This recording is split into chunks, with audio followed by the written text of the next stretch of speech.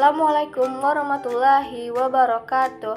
Saya Rian Amelia dari kelas 10 Perbankan 2. Saya akan menjelaskan ulang materi PKN, yaitu tentang lembaga-lembaga negara menurut Undang-Undang NRI 1945. Undang-undang merupakan hukum dasar tertulis dan tertinggi, serta merupakan puncak dari seluruh peraturan perundang-undangan. 4 hal penting yang diatur dalam Undang-Undang 1945. 1. Prinsip kedaulatan rakyat dan negara hukum. 2. Pembatasan kekuasaan organ-organ lain. 3. Mengatur hubungan antar lembaga-lembaga negara. 4. Mengatur hubungan kekuasaan antar lembaga-lembaga negara dengan warga negara. Sejarah perjalanan undang-undang di Indonesia. Undang-Undang Dasar 1945 sampai 18 Agustus 1945 sampai 27 Desember 1949. 2. Konstitusi RI Serikat 1949 27 Desember 1949 sampai 17 Agustus 1950.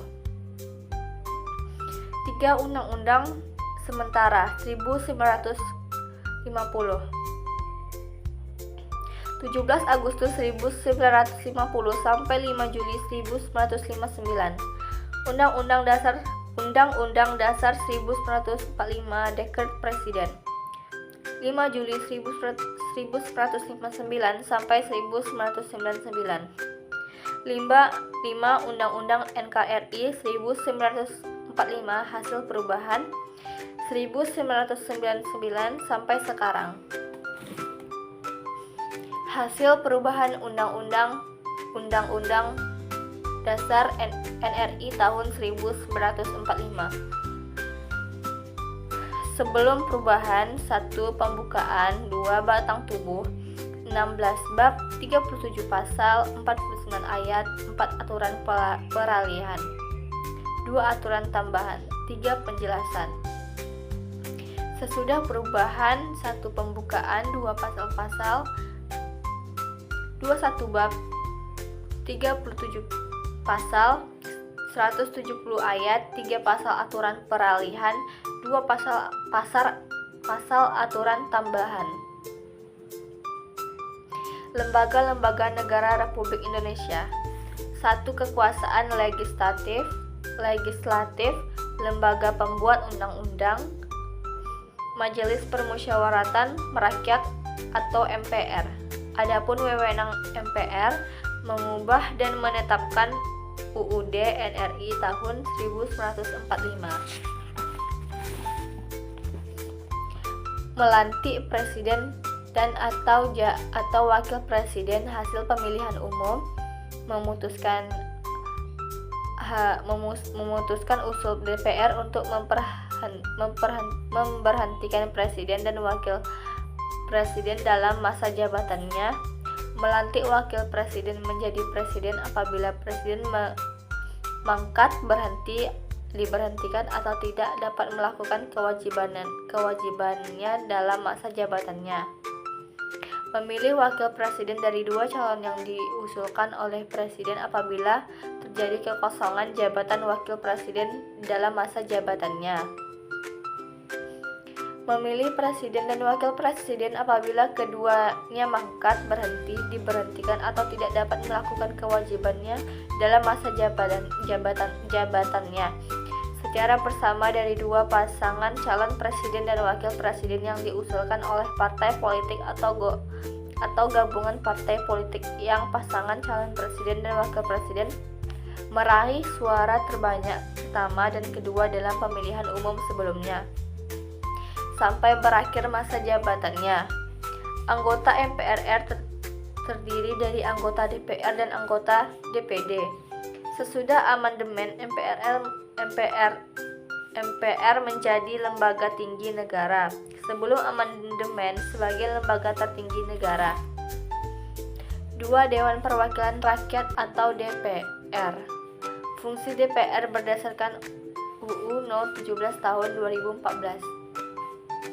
Fungsi legislasi yaitu membentuk UU.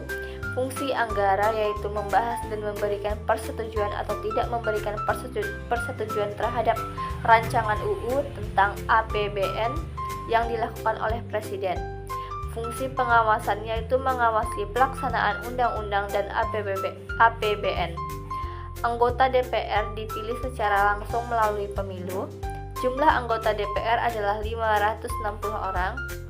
Masa jabatan DPR 5 tahun berakhir bersamaan dengan anggota DPR baru mengucapkan sumpah atau janji.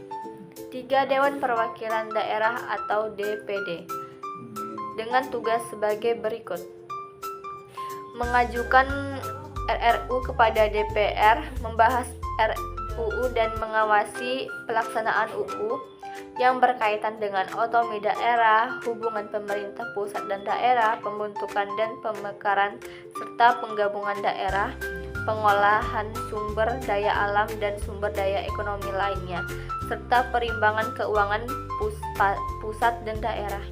Memberikan pertimbangan kepada DPR atas rancangan UU APBN serta rancangan UU yang berkaitan dengan pajak pendidikan agama.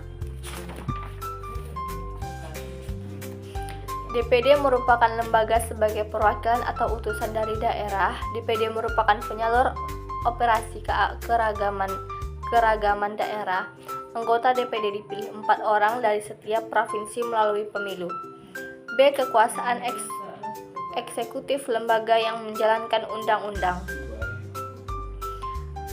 Presiden, tugas dan wewenang Presiden berdasarkan UU NRI tahun 1945, memegang kekuasaan pemerintahan, mengajukan rancangan UU kepada DPR, menetapkan peraturan pemerintah dan lain-lain.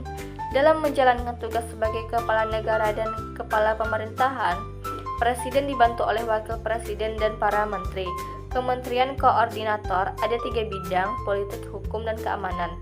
Kementerian Departemen ada 20 dan Kementerian Negara ada 10. Kementerian Negara Riset dan Teknologi, Koperasi dan UKM, Lingkungan Hidup, Pemberdayaan Perempuan dan Perlindungan Anak, Aparatus Negara dan Reformasi. C. Kekuasaan yudikatif lembaga-lembaga peradilan. Mahkamah Agung atau MA. Mahkamah Agung berwenang yaitu mengadili pada tingkat kasasi, menguji peraturan perundang-undangan di bawah undang-undang terhadap undang-undang, memeriksa dan memutus perkara, memberi nasihat dan mempertimbang hukum. Mengawasi lembaga peradilan di bawahnya. MA merupakan lembaga peradilan tertinggi. Tingkat lembaga peradilan di Indonesia: MA, peradilan umum, peradilan agama, peradilan militer, peradilan tata usaha negara. 6. Mahkamah Konstitusi atau MK.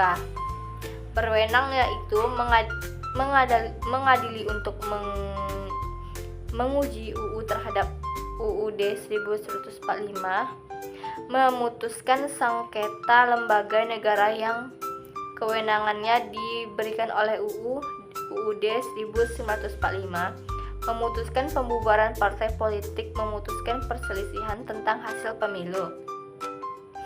MK terbentuk sesudah amandemen UUD 1945, beranggotakan 9 orang yang diajukan oleh MA, DPR, dan Presiden masing-masing 3 orang.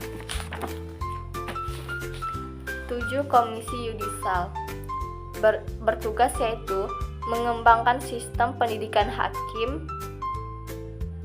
merekomendasikan promosi dan mutase hakim, melakukan penelitian untuk perbaikan sistem peradilan, menjaga kebebasan hakim dalam memeriksa dan memutus perkara. KY terbentuk sesudah amandemen UUD 1945, diatur dalam pasal 224B untuk mewujudkan peradilan yang mandiri, bebas dari pengaruh penguasa maupun pihak lain. Baiklah, segitu saja penjelasan ulang dari saya. Assalamualaikum warahmatullahi wabarakatuh.